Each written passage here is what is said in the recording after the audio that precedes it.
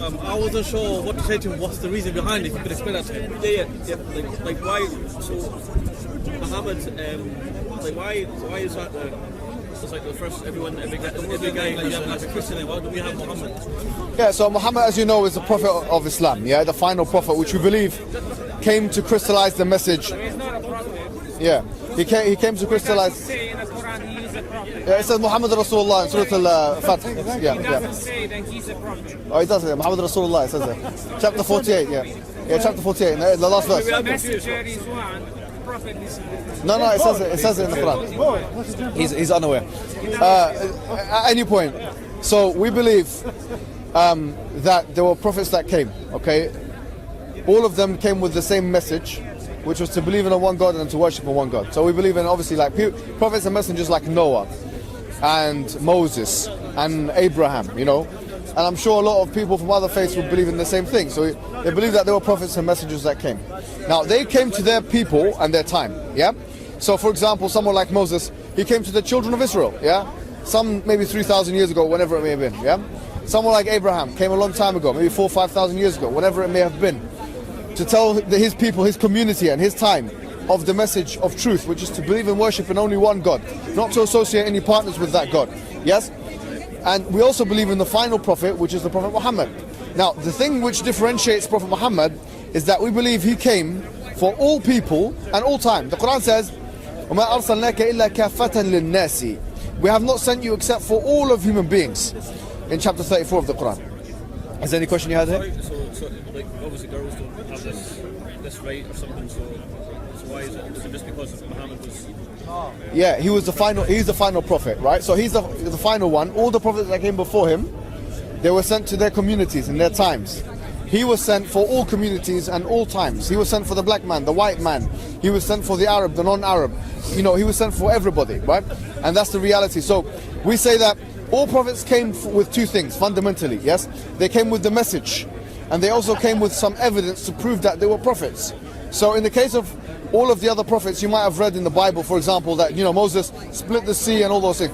And these were visual reinforcements so that those people and communities would be assured that this message is not just a vacuous message, it was in fact a reinforced one with evidences, yes? And yes, it's evidence. What was the message? So the Moses' message was to believe in God, one God, not two or three, not the Trinity, not or anything like that. Not to believe in multiplicity of gods, only one God, yes? That he's the creator of the universe, he's the maintainer, the sustainer, the all-powerful one, the all-seeing, the all-knowing, the all-hearing, yes? He is the, and so on. And so this was the message of Moses, this was the message of Abraham, this was the message of Noah. Not to associate partners, not to worship anyone other than God. Not to worship anyone other than God. In other words, not to take as an ultimate authority anyone other than God. Not to love anyone other than God. Not to be fearful of anything more than God. And so on.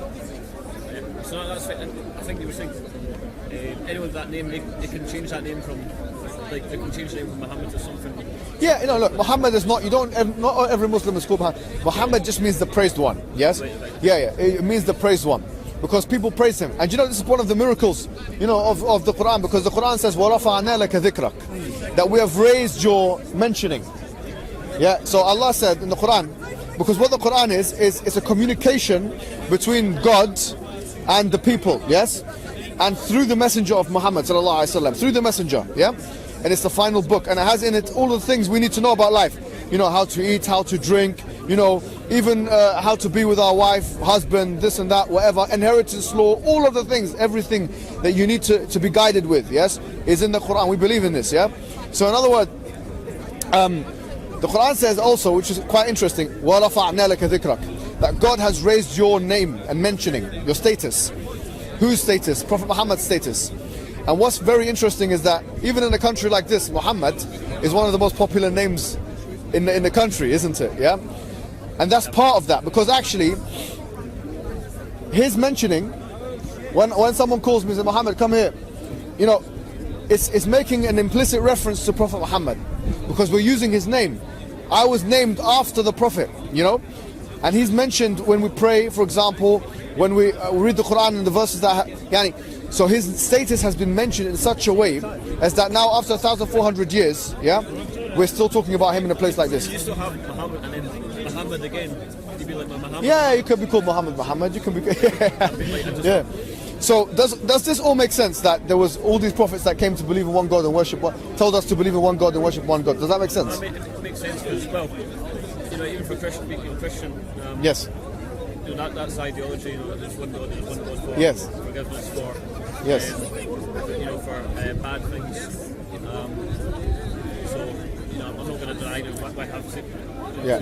But do you accept that then? I can accept this one. Yeah. Right. So does that make sense to you? Yeah. That makes sense. Yeah. So now the prophet, the final prophet, do you accept also that he? I mean, if you look at some of the things he came with, right? He predicted what's going to happen. The Quran makes predictions of the future. Yep. Yes. So for example, it talks about the fact that at the time there were the Roman Empire and the Persian Empire. And the Quran tells us that the Roman Empire will defeat the Persian Empire in 3 to 9 years. And that they will defeat them in the lowest part of the nearby land. And that in fact happened. And not only was this a prediction, but the Prophet himself made a series of predictions as to where Islam will spread. He said it will spread to Egypt. He said it will spread to Yemen, to Jordan, to Syria, to Palestine. He said it will spread to the Roman Empire, the Persian Empire, which in fact happened. He said that the Roman Empire will end. He made a series of predictions, which frankly, to someone who's trained in these things will know, look, what's the probability that all of this can come true, right? So if he was making all these predictions, yes, yes, all of those predictions. He said that Islam will even go to Sindh wal Hind. It will go to Pakistan. It will go to India. It will go to these areas.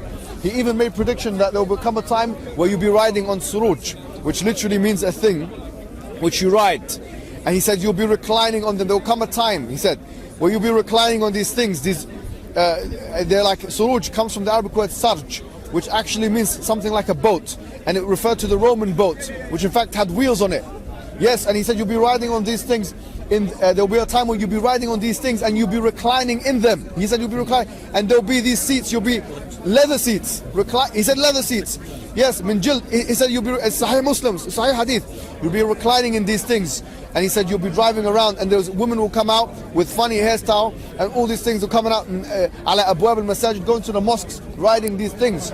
So the kind of predictions that he put forward 1,400 years ago is something mind-boggling. I mean, look, he said that the Arabs, the barefooted Arabs, yatatawaluna fil bunyan, that they will try and compete with one another to create the high infrastructures and buildings.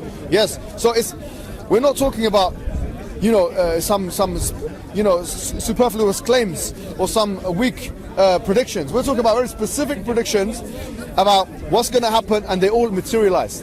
Yeah, obviously that's referring to, you could refer to cars. Yeah, no, there's some. Yeah, you see what I mean? How could he know 1,400 years? Imagine a man in the desert, in a desert, telling us all of these things are going to happen. And he has a very small band of followers, 30 people, 40 people, telling us that these people were going to inhabit all of these lands, these big empires and so on. It's something which is ridiculous, frankly, if you think about it. It's crazy to a prediction. So its only prediction can be substantiated if you say that this information came from an all-knowing source, yes, which we say is God. Does that make sense? So, yeah, both sides, God had this idea as well. Yeah, so God told him this. And then he passed on. So he passed some of it. Yes, so because otherwise, how did he know all of that? How could he know what's going to happen in the future? You see what I mean? Yeah. Does that make sense, yeah? Yeah. So, do you accept that that's a good enough evidence? Just that by itself, nothing else now. That's a good enough evidence for someone to say, you know what? This man is a truthful man. He did in fact get... Going back in time and obviously we've got... Yeah, yes. Yes, and also the fact that he had the reputation. He had the reputation for being the truthful one. He had the reputation for being the person who would never go against the people or his community. They would give him things to store in his house. He was called as-Sadiq al-Amin, the one who is the trustworthy one and the truthful one. That's why he was referred to as by his community. So, bearing all of that in mind, does it make sense to say that when he came and said that I'm a messenger of God, I'm a prophet of God, that was a claim that is a fair enough claim, is a truth claim? Yes. Making a bit sense because, I'm guessing you're talking about how long? Yes, 1,400 years ago. Yeah. So, are you willing to accept the fact that there's only one God worthy of worship? And are you willing to also accept the fact that there's only that the Prophet Muhammad is the final messenger? Yes, yes. So what I will do is I will repeat it to you, and then it will initiate you into being a Muslim. And so what that would mean is that I'll give you the good number of this man here, and some other brothers who will take good care of you. Yes. And then obviously we'll get in contact with each other. If he needs me for anything, I will also be in contact. Okay? Is that okay? Should I have a think? Yeah, think about it, please. I'll have a think about it. Yes? Huh? I'll have a think about it. You want to think about it? Okay. Well, all it is really is if you believe in those things, what it is that all you have to say in Arabic is two phrases, yeah? Ashhadu an la ilaha illallah wa ashhadu anna Muhammadan Rasulullah. That there's no God worthy of worship except for God. So you're not an atheist, you're not a polytheist, you start believing one God to worship, that's it. And then you say that Prophet Muhammad is his messenger. Now if you say those two things, and you accept them, and you believe in them, then what happens is, we believe, your past sins will be removed. Everything that you've done in your life for 21 years, how old are you, 22, 23? Yes, yes, yes. Very innocent. Yes, for as long as you have been alive, yeah?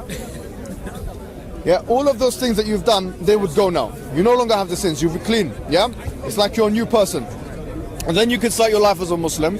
Then you can start, learning how to pray. I'm sure he's going to teach you and whatever. Does that make sense, yeah?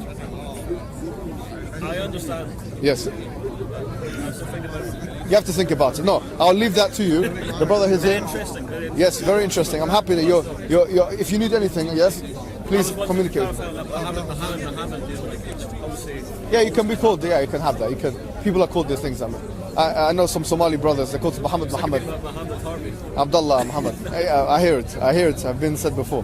But yes, hopefully, if you understand all of that, yeah, and you agree with it, then the next step, the natural next step, is to just embrace it, and then slowly be. The next thing would be to pray. That's the only thing we would expect from you, and Allah would expect from you. Yes, God. Yes. Thank you, man. Anytime, man. Thank you, man. Yes. Thank you, brother. Thank you. My Scottish. I don't have anything Scottish for you, but No, it's all right. When I come down, we can have something. What do you guys eat? Which is different. if I do choose, what do I get?